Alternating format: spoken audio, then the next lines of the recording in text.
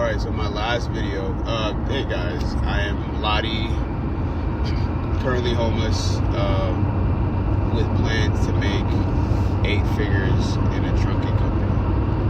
My last video is about how to provide value or to maximize value for businesses when businesses are your clients.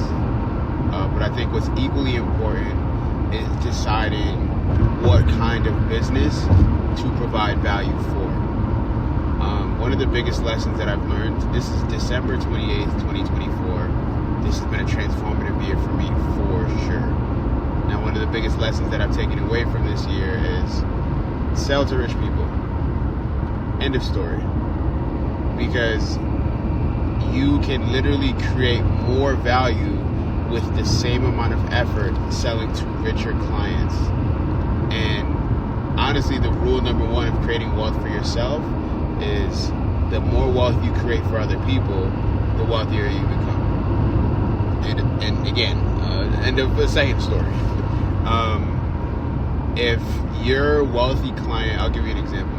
If your wealthy client is earning $10 million a year in revenue, right? And your job as a service provider, as I stated in the last video, is to increase the revenue of their business, and that is where your fee. That's where you fit your fee. So the higher, the more you increase their top line, the greater the fee you can demand. Now, let's say your business, you're a trucker. Let's say your business is to provide all kinds of logistics for this company. This is a warehouse that manufactures medical devices, which, by the way, super great business model. Love it. Manufacturing medical devices, they make $10 million a year, and your logistical service, right? You're so good at providing logistics between the warehousing, the shipping, distribution. You're so good at providing those things that you're able to bump their revenue by 10%. So in a real way, you're providing $1 million of value, as opposed to having smaller clients who are making, let's say, $150,000 a year in revenue. Very, very small, warehouse. If you bump them by 10%, you are creating $15,000 in value. And remember, your fee is directly related to the kind of value you're providing. So if I'm providing $15,000 of value, maybe I can get away with charging $2,000, $3,000 for my services. If I'm providing $1.5 million, well, you can use your imagination there. So one of the biggest lessons of the year, sell to rich people. Find the people that have the pain and the problem that you can solve, and make sure they have the money to pay you what you're worth.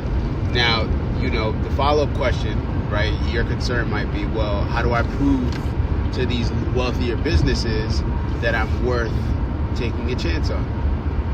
My way of doing this, how I plan on doing it, is providing free services. I will provide free services. I'll eat the cost of providing those services just to demonstrate to them what my value proposition is. Right? So if they want me to do it again, then I know I did a good job. If they don't, then my job is to figure out why they don't want to hire me. Because if you can't impress somebody by doing your shit for free, then your shit sucks. Just accept that. And I had to look down at the camera. I'm driving, but I had to look down at the camera just so I can emphasize that point for you guys. If you can't continue to charge, or rather, if you can't, I can't even remember what I said.